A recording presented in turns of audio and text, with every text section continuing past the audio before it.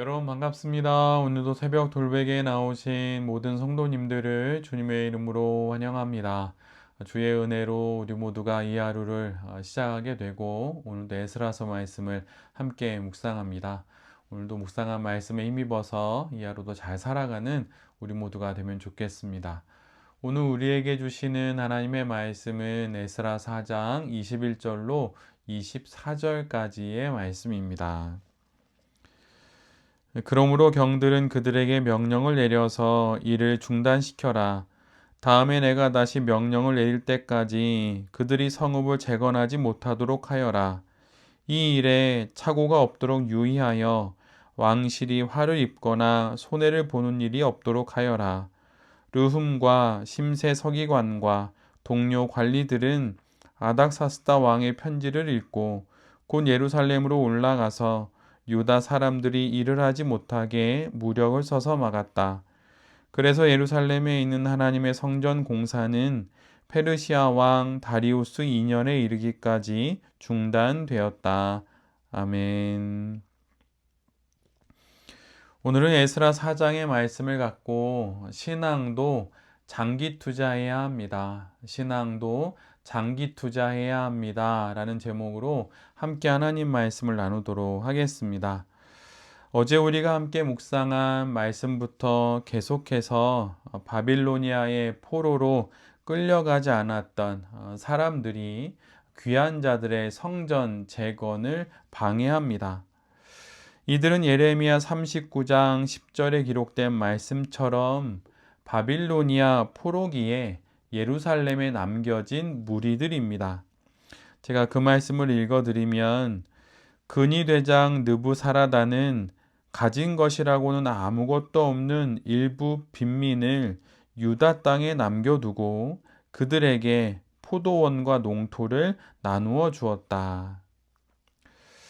이 말씀처럼 유다의 모든 귀족들과 엘리트들이 포로로 끌려갈 때 예루살렘엔 이러한 사람들이 중심이 되어 남아 있었고 이들이 그 땅의 권력을 가지고 있었던 것이죠. 그래서 돌아온 귀한 자들과 갈등이 일어나게 된 것입니다. 이들도 분명 그들의 말처럼 하나님을 찾는 자들입니다. 그런데 말로만 그러할 뿐 하나님과 우상을 함께 섬기는 그런 사람들이었지요. 즉 몸은 예루살렘에 있었지만 그들은 이방인과 다를 바가 없었던 것입니다.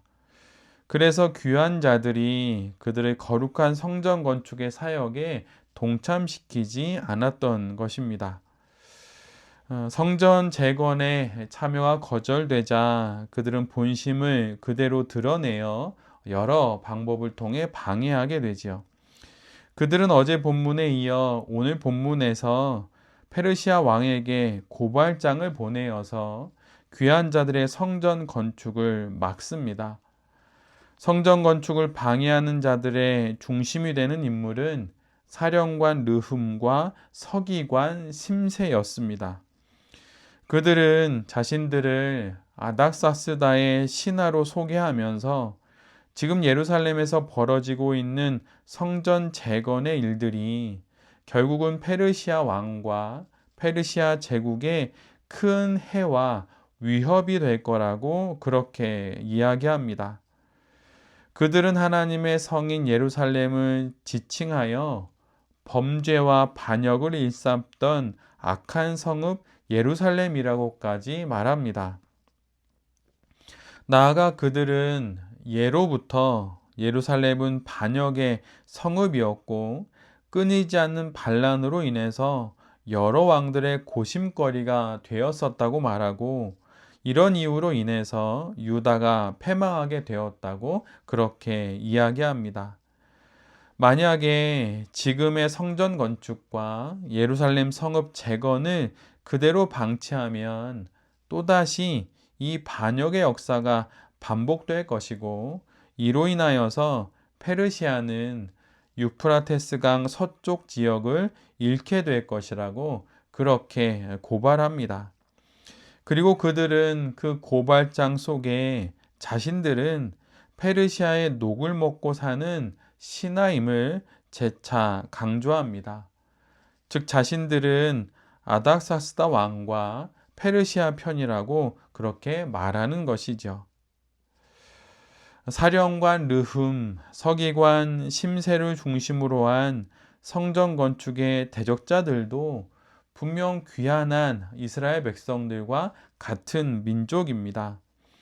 그러나 그들은 예루살렘의 재건과 성전의 회복을 자신들의 영향력과 지위, 또 지금까지 누렸던 권력을 상실하는 것으로 보았습니다. 분명 하나님의 뜻은 유다 백성들의 귀환과 성전의 재건입니다. 그런데 이들은 자신들의 삶의 기반, 즉 페르시아 위에 쌓은 삶의 기반이 흔들린다는 이유로 하나님의 뜻을 막아서고 방해하고 회방합니다. 자신들의 이익과 하나님의 뜻이 충돌하자 자신들의 것을 지키려고 교묘한 술수로 하나님의 뜻을 막아서는 것입니다. 그리고 이것이 받아들여지지 않자 이제는 드디어 비방하고 온갖 방법을 통해 무산시키려고 하는 것입니다. 자신들의 이익과 하나님의 뜻이 충돌하니 이렇게 행동하게 된 것입니다. 이 시대로 말하자면 이것은 돈과 하나님의 뜻이 충돌할 때, 성공과 출세의 기회와 하나님의 뜻이 충돌할 때, 불의에 근거한 이생의 자랑과 하나님의 뜻이 대립할 때 이렇게 행동하게 된 것입니다. 이런 삶을 살았던 대표적인 인물이 누구입니까? 바로 가룟 유다이지요. 자신이 기대했던 이익과 반대되는 방향으로 예수님이 나아가시니 그는 당황합니다. 그러자 그는 결국 자신의 이익을 지키려고 예수님을 버립니다. 그리고 잃어버릴 뻔했던 자신의 이익을 챙기게 되지요. 이런 가룟 유다를 향해 하신 하나님의 말씀이 무엇입니까? 차라리 태어나지 아니하였더라면 제게 좋을 뻔하였느니라. 자신의 이익과 하나님의 뜻이 충돌할 때 자신의 이익을 선택한 자는 결국 이 말씀을 듣게 되는 것입니다. 우리에게도 마찬가지입니다. 우리의 이익보다 중요한 것이 하나님의 뜻입니다. 내 눈에 보이는 나의 안정과 성공보다 더 소중한 것이 하나님의 뜻입니다.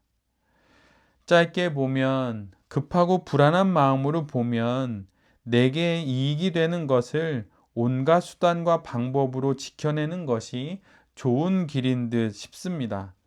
그러나 결코 그렇지가 않습니다. 길게 보면 결국은 하나님의 뜻이 우리에게 가장 유익합니다. 현재 우리나라의 증시가 세계 1등이라고 합니다. 경기가 많이 좋아지는 것 같아서 감사하기도 합니다. 저는 주식은 잘은 모르지만 세계적인 투자자인 워런 버핏이나 피터 린치, 앙드레 코스톨라니 등의 인물들이 거의 공통적으로 하는 말이 있습니다. 그것은 장기 투자를 하라는 것입니다. 그 의미와 내용을 우리가 깊게는 다 알 수는 없지만 조급한 마음을 갖지 말고 길게 보고 투자를 하라는 그런 말이지요. 하루하루의 날씨를 보고 투자하지 말고 계절을 보듯 그렇게 길게 보고 투자하라는 것입니다. 우리들에 비해 투자에 대해서 월등히 잘 알고 있는 이들의 이야기이니 새겨들을 바가 분명 있습니다. 그런데 신앙도 이와 같습니다. 우리는 우리가 가는 길을 다 알지 못합니다. 하루 앞은 고사하고 한 치 앞도 내다보지 못하는 것이 우리들입니다. 그런 사람들이 갖고 있는 안목으로 하게 되는 결정이 우리들에게 이익이 될 리가 없습니다. 어제 주식을 시작한 사람이 워런 버핏의 말을 무시하고 내가 하는 말이 맞아 라고 하는 것과 같은 것이지요. 신앙도 장기적인 안목이 필요합니다. 말하자면 신앙도 장기 투자를 해야 하는 것입니다. 짧게 보면 지는 것 같고, 짧게 보면 기회를 놓친 것 같고, 손해인 것 같지만 결코 그렇지 않습니다. 나의 이익보다 하나님의 뜻을 따를 때 그것이 결국 우리에게 가장 좋은 것이 됩니다. 말하자면 가장 높은, 가장 많은 영적 수익을 거둔다고 하는 것이지요.